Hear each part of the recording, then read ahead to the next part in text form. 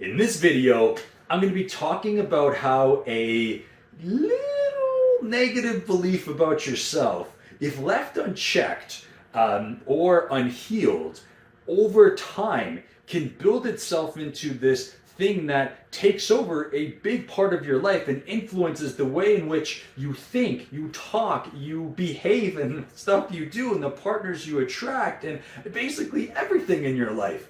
And I'll be working through a personal experience around my belief that there is something wrong with me and how it's actually impacted my life for a large part of my life, and what I've done to actually reverse that trend. So stay tuned and let's get right into it. You see, when I was a wee little lad, I faced a couple of failures and rejections and setbacks and things that were just not going my way. And because of the conditioning that I had at an early age, and also how the lack of tools and experience and knowledge to be able to handle these kind of situations, I started to catch on and say that, hey, because of all these things not going my way and all those rejections and stuff and the pain that I was feeling, this must mean that there is something wrong with me.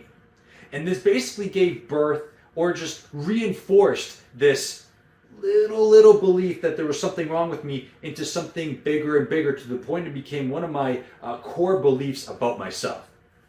And the way in which my body handled this was that, I mean, first off, when you have a belief around yourself, specifically something that is a core belief, you tend to attract different scenarios into your life that actually further reinforce that belief.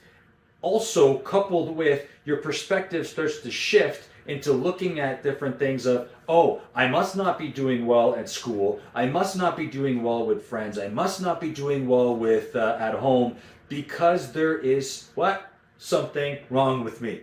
And so this belief started to grow from my childhood. I started to accumulate experiences, see this part, this thing, all these external events.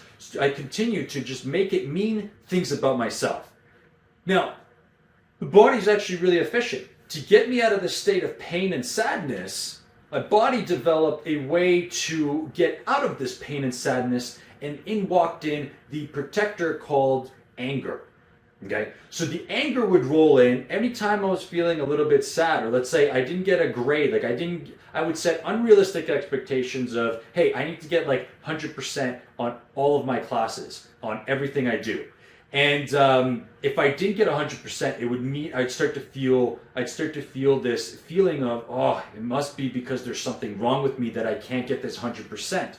And so in order not to feel it, the anger part would come in to protect that feeling from me feeling that, and would be just, I need to try harder.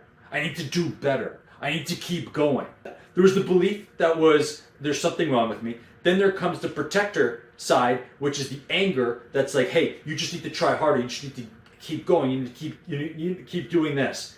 And what ultimately happened is that I wasn't actually dealing with the belief. I was trying to protect it, suppress it, and run away from it. So over time, as these experiences, and as I started to age and it was attracting a bunch of different experiences in my life, I started to continue to reinforce this. And this belief that there's something wrong with me continued to grow and grow and grow. And in order to counter that, my anger had to grow and grow and grow. And so now I was becoming progressively more angry and frustrated in my life, and I was having to up the severity of that anger in order to protect that vulnerable side of me, which was just the sad part that was hurt at an early age.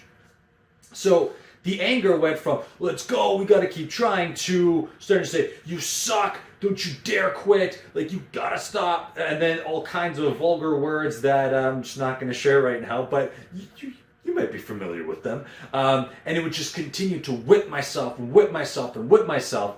And all of that whipping and all of that self-reprimandment basically had me feeling like crap even more. And so then, to not feel like crap, there was another part that would come in and say, I hate this angry, critical side of me because it makes me feel like crap. And so I've got a vulnerable part, I've got an angry part that's like, oh my god, I gotta protect you, and it's just, but it's just going like crazy. And then there's another part that hates that part that's trying to protect the vulnerable part that's like, blah. And so you just sit there, you're like, man, I'm just going crazy. When that must mean that there is something wrong with me. So it further reinforces this belief and further continues this perpetual loop. And you wonder what in the world is going on. And so when I looked around and how other people were dealing with this and how did, what was working for them? Because, everybody tends to show you a particular life on social media, and I was hooked on social media at this time, and I was seeing everybody was living these perfect lives and everything was great. I mean, they were also dealing with their crap, but they weren't showing it. But I was perceiving it as, oh, look at this, everybody else has it figured out but me.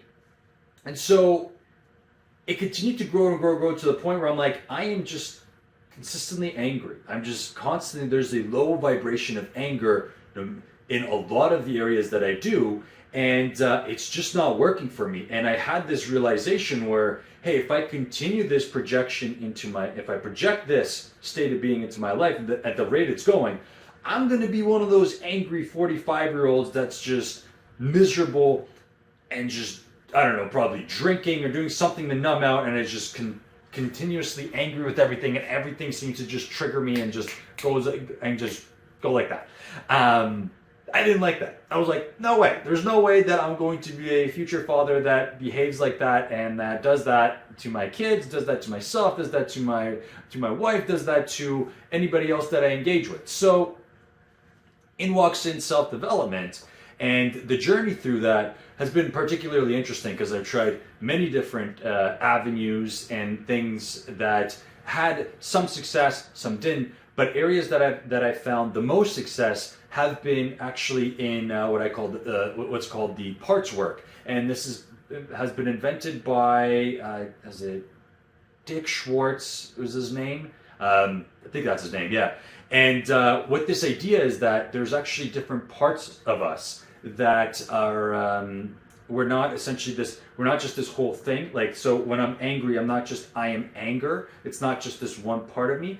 It's not just this entirety of me, it's just this one part of me that's angry. And so by incorporating a lot of those techniques into my meditations and self-reflection work, I was able to change the relationship that I had to these parts, as opposed to running from this vulnerable sadness part of me that thought that there was something wrong with me. I started to dive deep towards it. And so what that involved was to first establish the relationship with that internal critical part of me that's criticizing that angry part of being like, I hate that part about myself.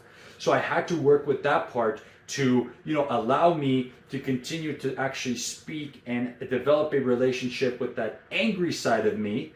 And then when I started to develop a relationship from that angry part of me, that allowed that angry part to step back so that I can go down and really start to work with that vulnerable side of me, which has been, like I said, it's like that there's something wrong with me, and I've been able to actually heal and hear that the pain that was going on and where it was, and it was actually this part of me that was stuck at a particular age that was not maturing, even though I'm in an adult body. This part was stuck at a very young age. And so by working with it and able to heal it and bringing this part love, I was able to give it what it was really needing in that moment. So it was essentially parenting myself in that time. And by parenting that self, it released a lot of the pain, the shame, the guilt that it was feeling around this particular belief, which then allowed my protector, the angry side,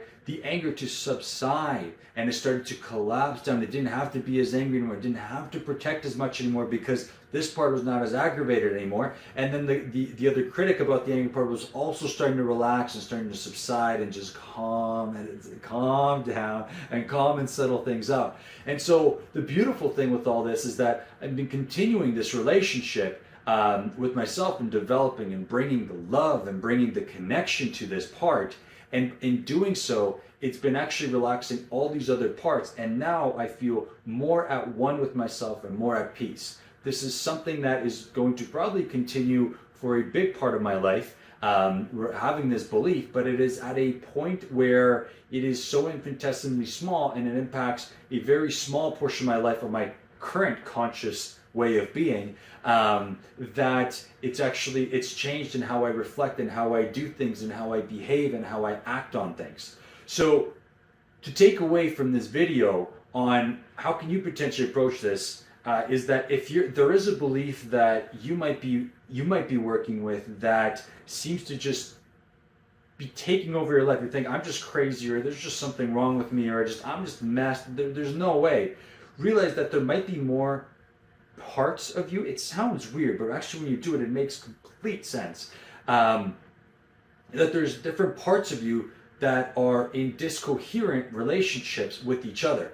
And by actually just being able to hear each part out and what it has to say and understand its story, it's going to allow you to go into a deeper layers of yourself to find the source of that pain and allow you to really work with that part to then start to heal the entire system from the core up. And when doing that, it can be completely transformed in life. So thanks for tuning in to this video, and I will see you around.